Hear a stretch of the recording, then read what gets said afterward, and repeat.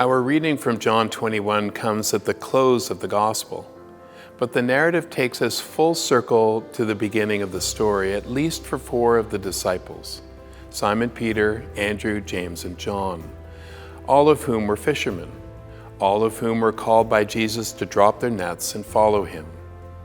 We are told that there are 7 disciples present on that day. 5 of them are named.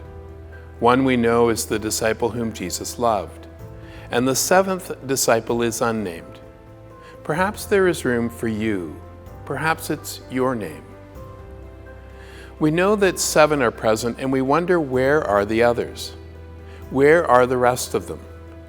It's the same question that we ask ourselves as we emerge from pandemic. Where are the rest? Where are the folks in our parishes we haven't seen in a while?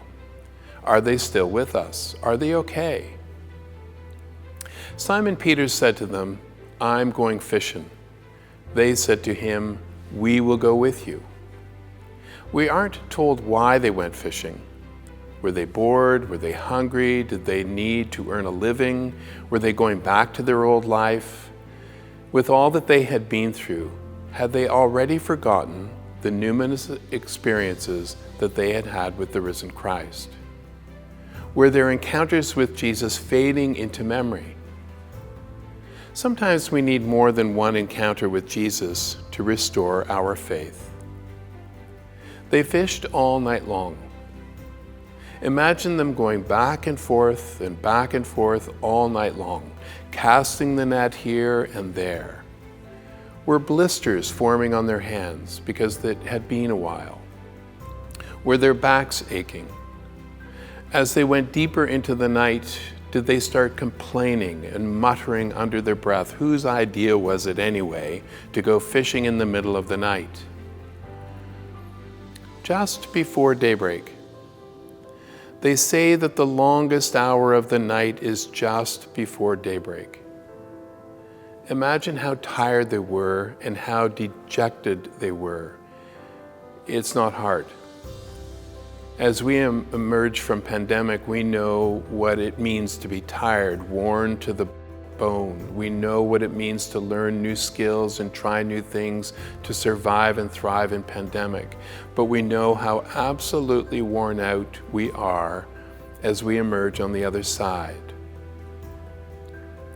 Just after daybreak, Jesus stood on the beach, but the disciples did not know that it was Jesus. And he called to them, "Children, have you no fish, have you?" So it's important in this moment that the disciples don't say, "We had a few nibbles," or "a few got away," or "we caught a few but threw them back." Instead, the disciples say, "No." They tell the truth. They say that the truth shall set you free. In telling the truth, by being honest, something new is about to be. When we tell the truth, we are vulnerable, open, and honest. As we emerge from pandemic, we admit that we are more tired than we can believe, more vulnerable than we can imagine, and yet more resilient too. And Jesus says, "Cast the net to the right side of the boat and you will find some." Jesus does not say, "What about tossing the net on the right side?" Or you might want to try casting the net on the other side. He says, "Cast the net." It's the imperative. Jesus turns things ever so slightly. Cast the net to the right side. We could spend the rest of our time discerning what it means to cast on the right versus the left, or the correct side or the other side. Suffice it to say, try the other side. And now they were not able to haul in all the fish because there were so many. Imagine that moment. Imagine their hands pulling the load, the weight, the strain on their backs, and their surprise. It is the disciple whom Jesus loves that proclaims, "It is the Lord."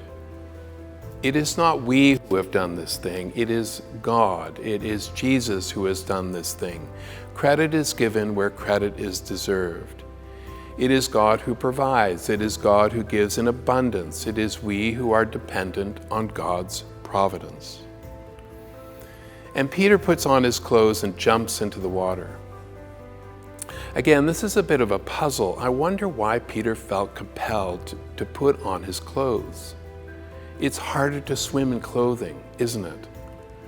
And yet maybe he was so compelled to put on his best to be more presentable and to show up. They pulled in the net 153 fish. There was a treasurer among them. Imagine he or she counting each fish. Imagine how we have been sustained through the pandemic by the abundant grace of God and the generosity of parishioners. When it looked like we had so little, suddenly gifts appeared, like the Diocesan Jubilee. Come and have breakfast. It's the second imperative in this story, come. The meal is set before you. The table is set Sunday after Sunday.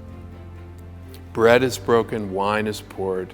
The body and blood of Christ is offered to us to sustain and to give life, to give rest and to restore our souls. And this is very good news.